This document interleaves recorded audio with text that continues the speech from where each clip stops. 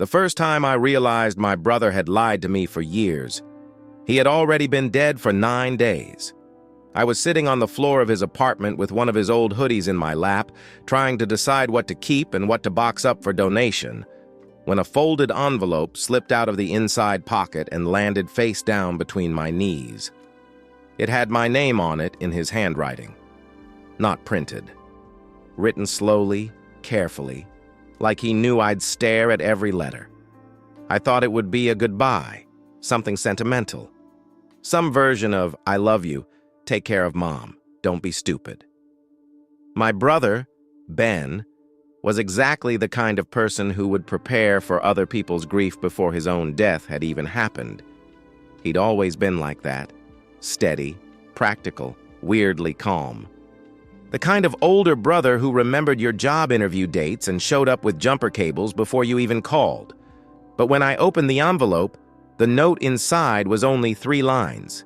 If you're reading this, I didn't get the chance to tell you myself.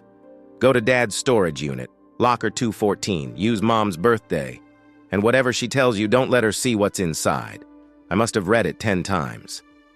My brother had died in what everyone said was a highway accident. A truck crossed the median in the rain, hit 2 cars, and Ben was one of the people who didn't make it. Tragic. Random. The kind of thing people shake their heads over before saying life is short. But that note didn't feel random. It felt loaded. Deliberate.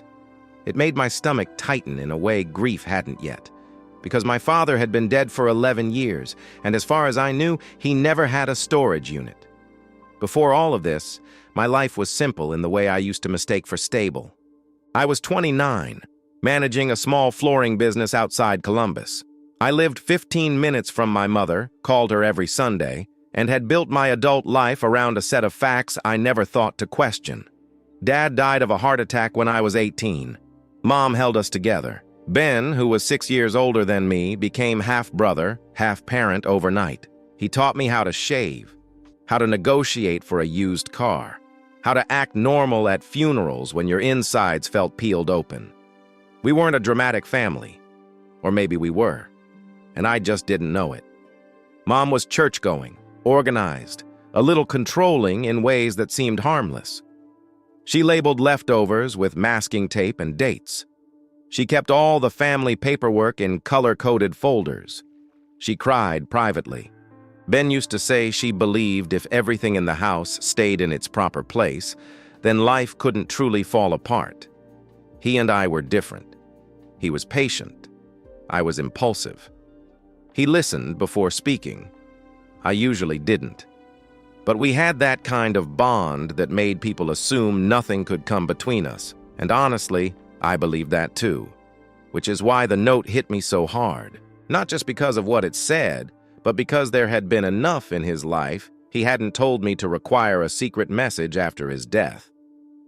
The next morning, I drove to the storage facility across town, with my chest buzzing like I'd had too much coffee.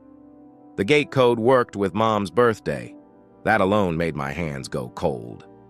Locker 214 was in the back row, half hidden behind an RV and a boat under a tarp. It wasn't large.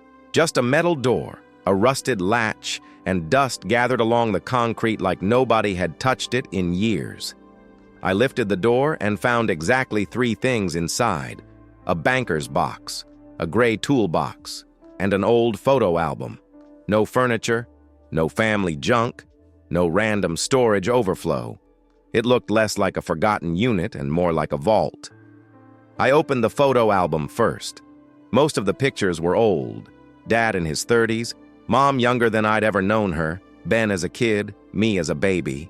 But halfway through, I found a picture I'd never seen before. Dad was standing beside a woman I didn't recognize, one hand on her back, smiling in a way I had only seen in pictures with Mom. They were in front of a lake, and on the back someone had written, Cedar Hollow, August 1998. My parents were married in 1998. I stared at that photo until my ears started ringing.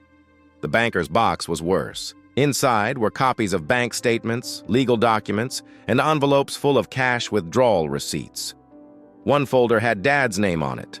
Another had Ben's.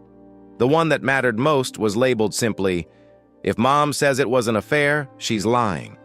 That was the moment I had to sit down on the concrete floor.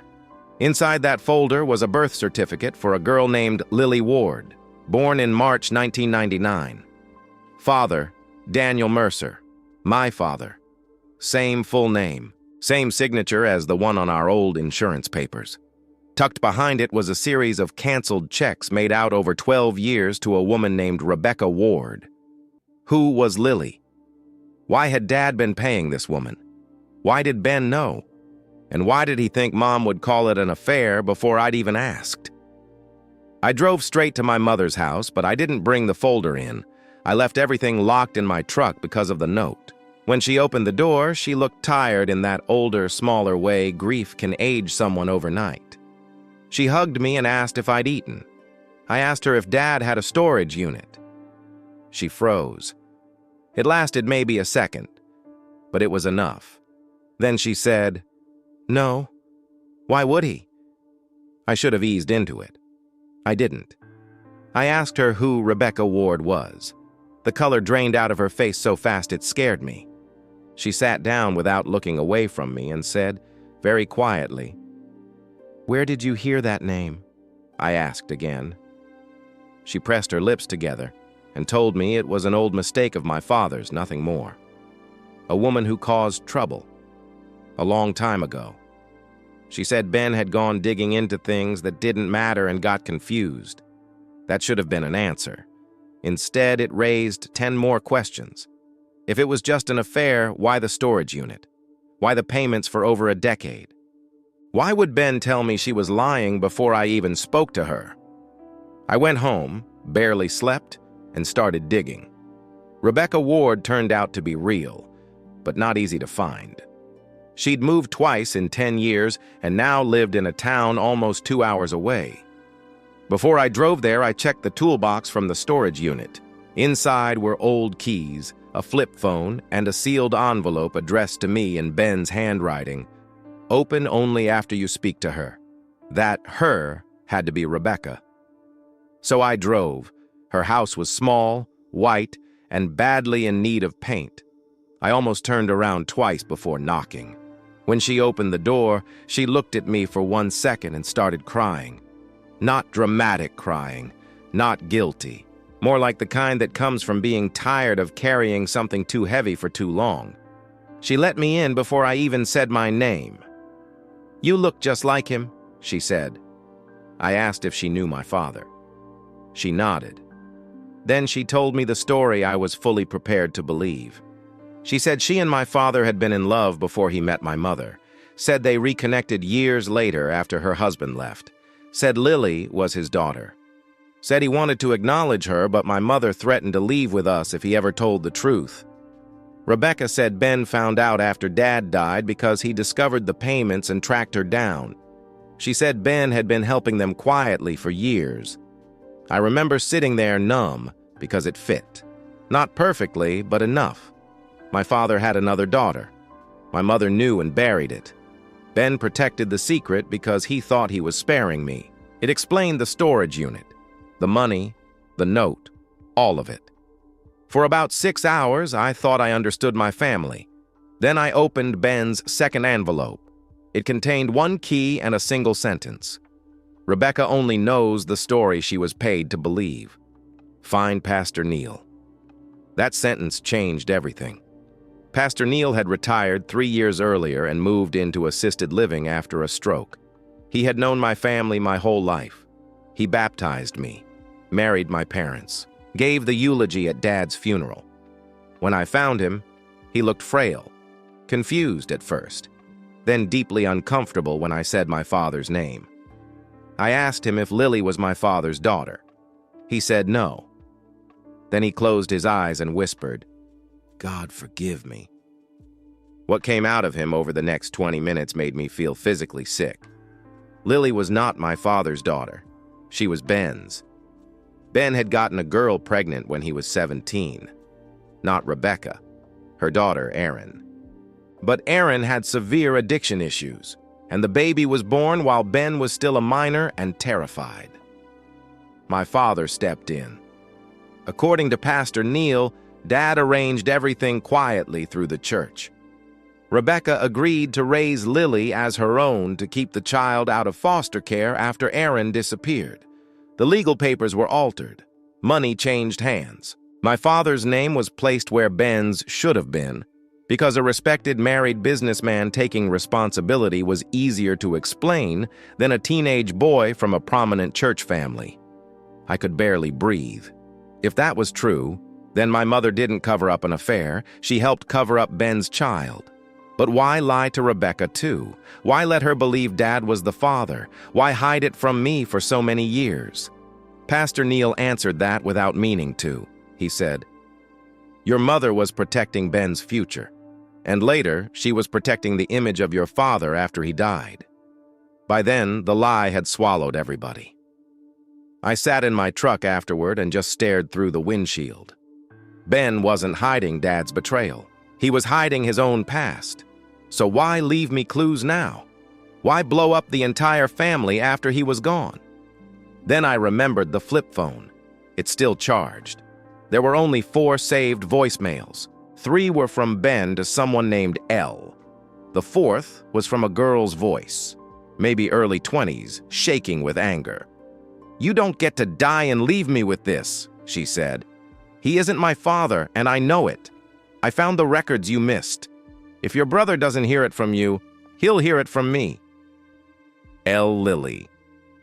That was the second time in 2 days I felt the whole story tilt under my feet. Ben hadn't left me the trail just to confess. He left it because Lily was already looking. The truth was coming whether he wanted it to or not, and he needed me to get there first. I found her through social media. Her profile was private, but her last name had changed. Mercer, not Ward. Not legally, maybe, but enough to tell me what she believed she was owed. She agreed to meet me in a diner off the interstate. When she walked in, I knew immediately she was Ben's daughter. Not because she looked like him exactly, but because she carried the same tension in her jaw when she was trying not to feel something. She didn't waste time. She told me Ben had met her secretly when she was 16. At first, he pretended to be an old family friend. Then he told her he was actually her half-brother. That was the lie he thought would hurt least. But over the years, things didn't add up. Dates, ages, documents. She ordered a DNA test online 6 months before Ben died.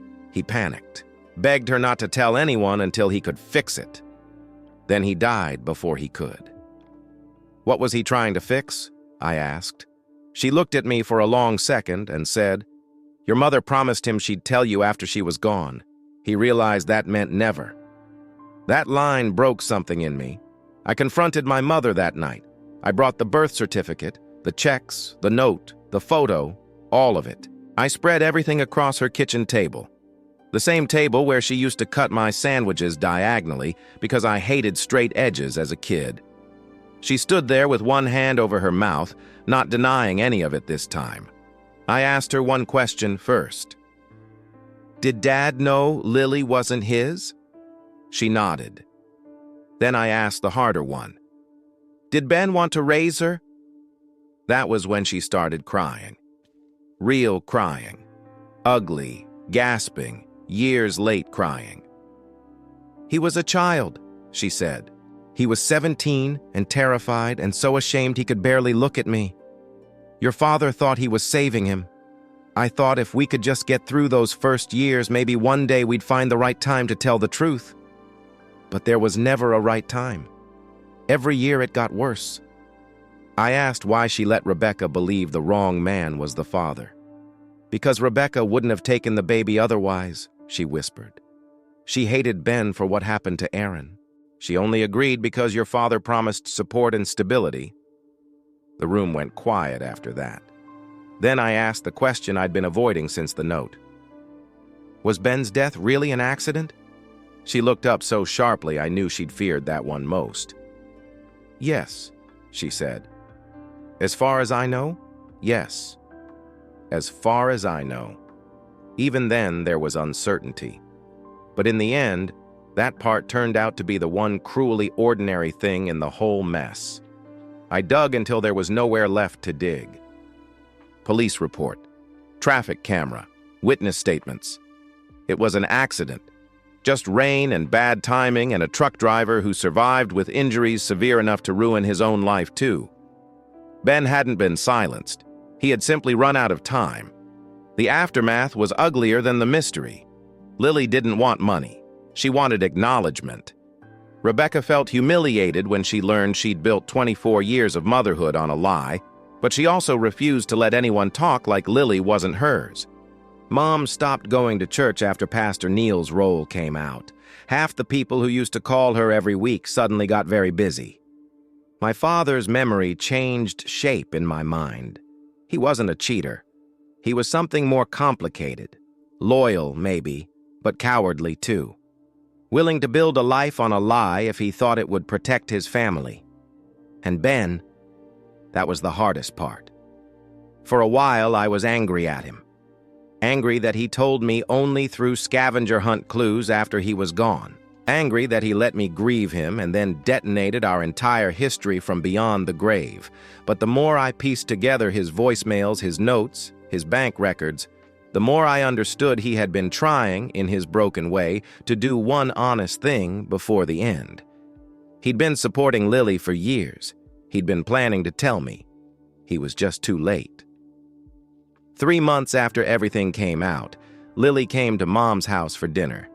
I didn't think Mom would open the door. She did.